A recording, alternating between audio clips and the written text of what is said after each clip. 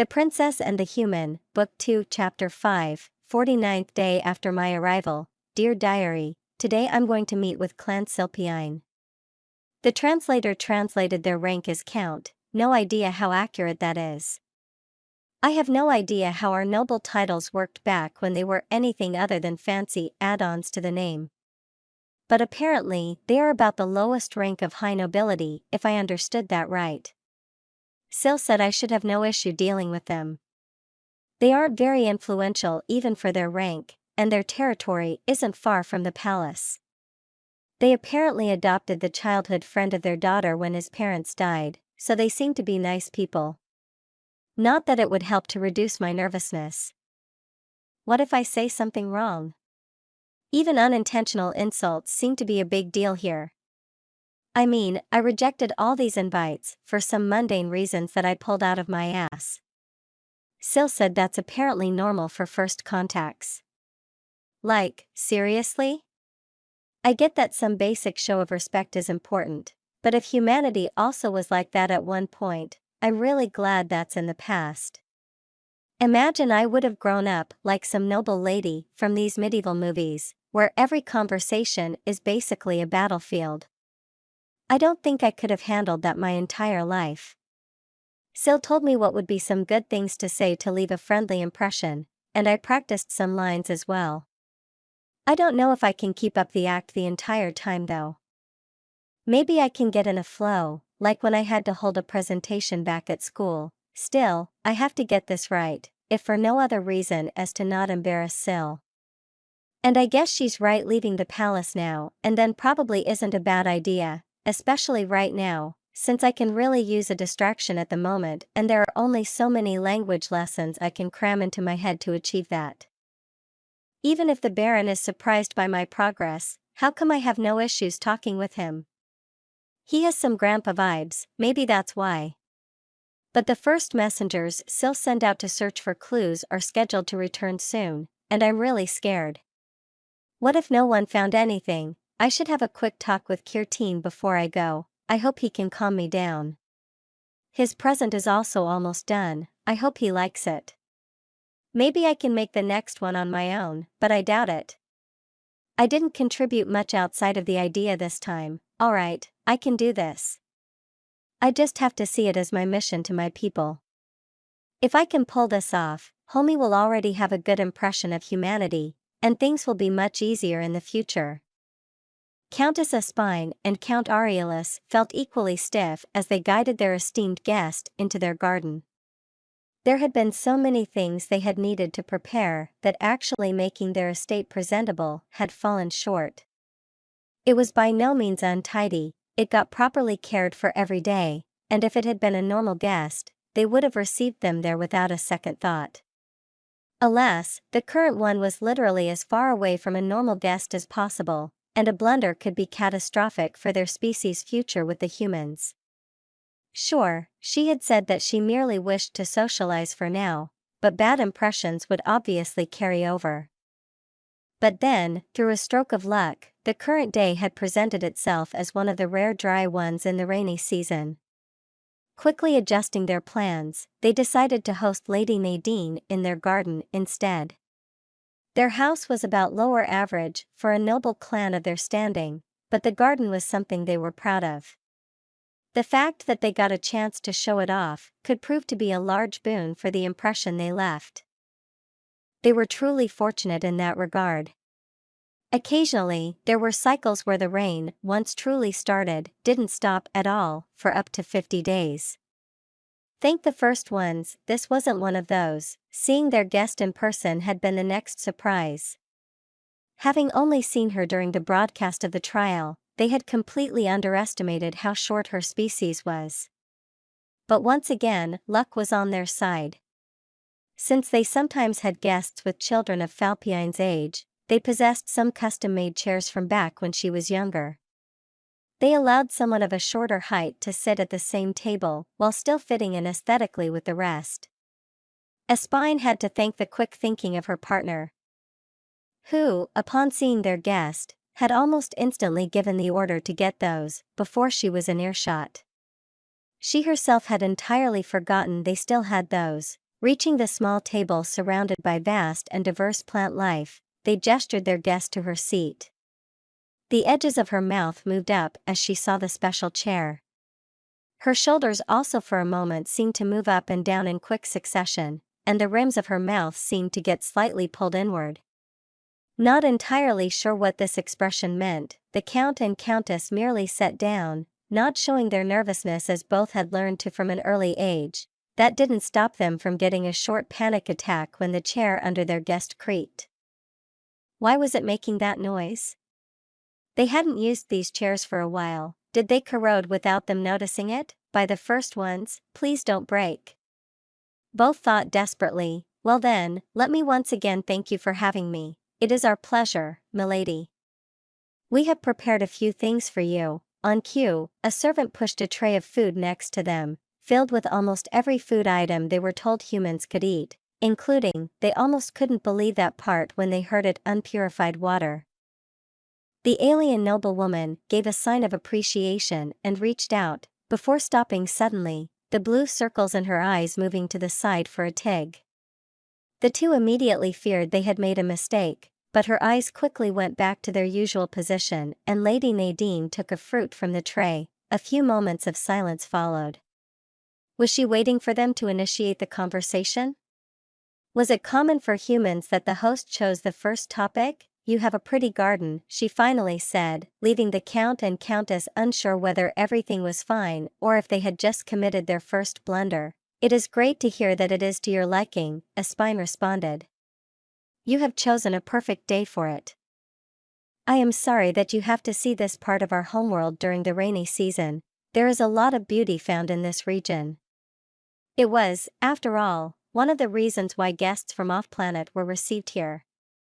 Assuming their culture didn't have an entirely different sense of beauty, but since she praised their garden, they could take that gamble. It is.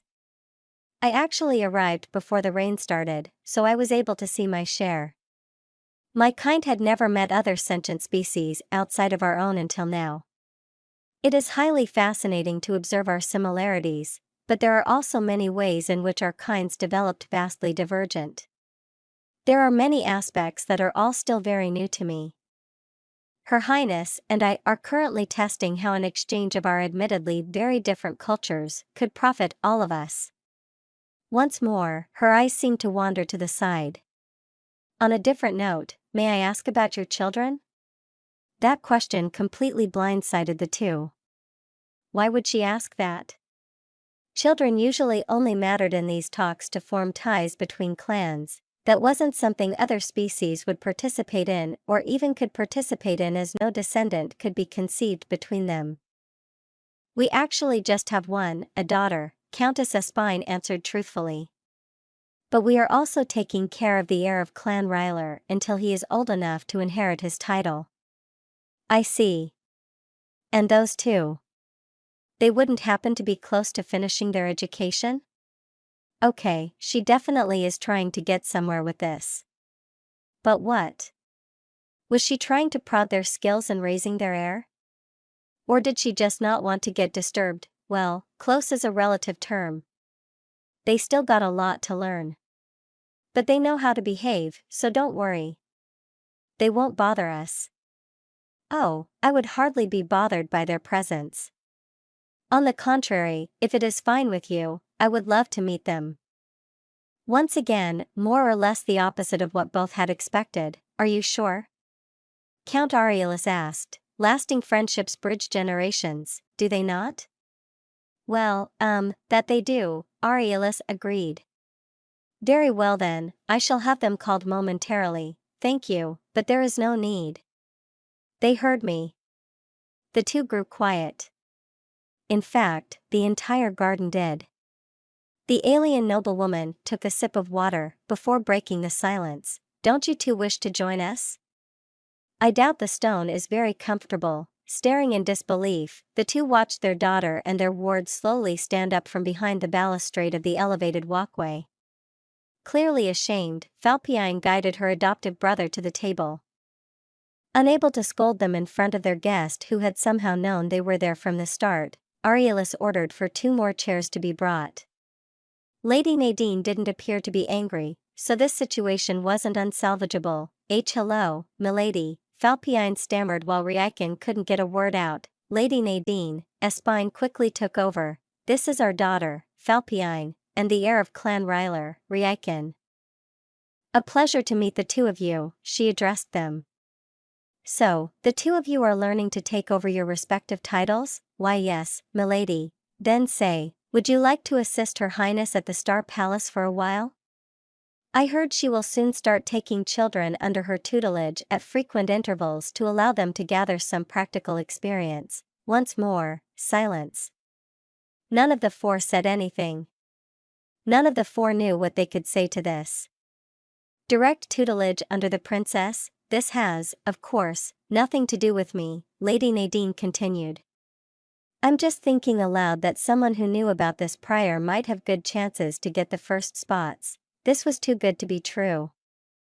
They were mere counts, how could they have possibly imagined a chance like this for their daughter, but. Ryukin finally found his voice. I am my eyes, I noticed, the alien noblewoman said to everyone's surprise. They had expected her to lose interest in him as soon as she found out. Just like all the ducal clans did, which was why they, mere counts, had been able to adopt him in the first place.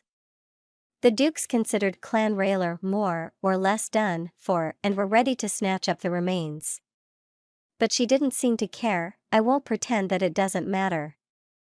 It is obviously a big deal. But I also know that there have been many humans in the past with similar situations to your own. And it couldn't stop them. Because it can only do that if you allow it to.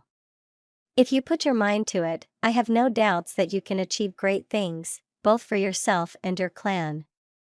As long as you don't give up. They had lost count of how often they had gotten phased in this very short time frame. The entirety of this day hadn't played out even closely to their expectations. After that, they somehow managed to resume normal talks, with Falpiine and Ryukin mostly listening. That, of course, didn't mean the two wouldn't get to hear some things later on. At one point, Count Aurelius brought up a rumor he had heard from the capital, and Lady Nadine left shortly after. Finishing her work for the day, Silvani stood up from her desk. It was still a bit tedious to only have 2 of her 4 arms available, but it was doable now that things had calmed down and the doctor finally allowed her to leave her bed again. The much bigger pain had been the time she hadn't been able to work today. Which had been almost all of the day. Because her expected molting had finally happened.